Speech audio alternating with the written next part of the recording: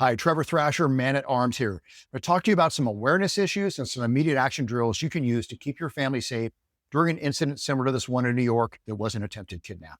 Video shows the suspect yanking the 6-year-old boy from his father so hard that his feet come off the ground, but the boy's father never lost his grip. This all went on Saturday afternoon while the family was walking to a gathering for the Jewish Sabbath. Video shows the suspect Okay, yanking what you see the here is this man 6-year-old boy in the from ski his father mask so hard suddenly that his grab feet this come off the child ground, who was but the holding boy's his father father's never arm lost his as they grip. were This walking all by went on and Saturday yank him afternoon forcefully while into the the family air, was almost walking to trying a to gathering pull for him the out of the Jewish father's Sabbath. arms. That his feet And then come off before the this, you see the ground, but the suspect in boy's the middle of the father never street. lost He's his wearing a grip. blue This all went jogging on outfit. He Saturday clearly has a afternoon ski mask while the on. family. And all of a sudden, he walks from the street directly towards the father. And I'm sure there's a moment where he stares at his potential victim This right all here, went on as Saturday well afternoon as he moves while the towards the family was sidewalk walking and the to a family. gathering for the Jewish Sabbath. When it comes to principles of awareness, you're always looking at baselines versus anomalies. What is normal versus abnormal?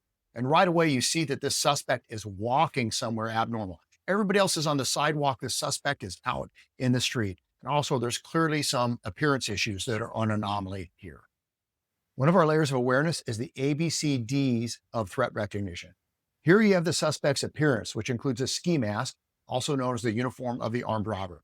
This means either he is about to commit a crime or has committed a crime, he's asocial or antisocial, or he's trying to intimidate the people around him. All those mean danger and trouble for you, and you should keep your family safe from these people.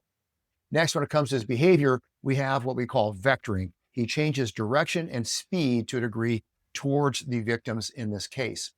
Also, when it comes to communication, I'll bet there were some attentional eye contact issues going on here, and it's hard to see from the video, but I'll bet there was some target lock, delayed or prolonged target lock on the potential victim in this case. A basic principle of protection is to position yourself between the people you're protecting and the threat. So you want to create that shield or that layer of safety between them. In this case, the father did a pretty good job of getting between the attacker and his kids. He could have either A, kind of pushed the attacker back to create some more distance, or could have withdrawn a little bit and made clear that he was the layer of safety between his children and the attacker. There are pros and cons to each one of those. When it comes to attempted kidnapping or the reasonable perception of an attempted kidnapping, understand that in the majority of states, deadly force would be authorized for this man to defend himself and his children. This suspect, I don't know what's wrong with him, but he's very lucky that this man was not armed, or this could have unfolded in his death very easily. Again, I say may have. There's always the legal, tactical, and moral implications of any use of force. And of course, using a firearm in the vicinity of your family takes some additional training in order to keep them safe. Lastly, you should have an immediate action plan involving safe havens with your children. Now, when is age appropriate, teach them that on command to run away to a safe haven.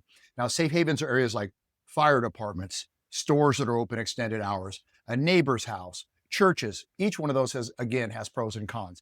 But on command of red alert, or run, or safe haven, your kids, when age appropriate, should be able to go to those shelters and get the police coming right away.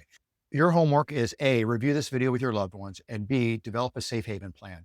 So in those areas that you commonly go, maybe it's Costco, maybe it's a park, maybe it's school or work or whatever the case may be. Pick out some key areas where your family members or even you can seek shelter at. For example, hospitals, fire stations, police stations, stores that are open extended hours, a friend's house, an associate's house, whatever the case may be. Have those places that your family can go to seek shelter, especially if you as the primary defender get tied up with an attacker. You want the secondary defender to get those kids or your other family members to a safe haven right away. Now, the option is always send them on their own if they're old enough, and then the secondary defender can help you in whatever's unfolding right there at the scene.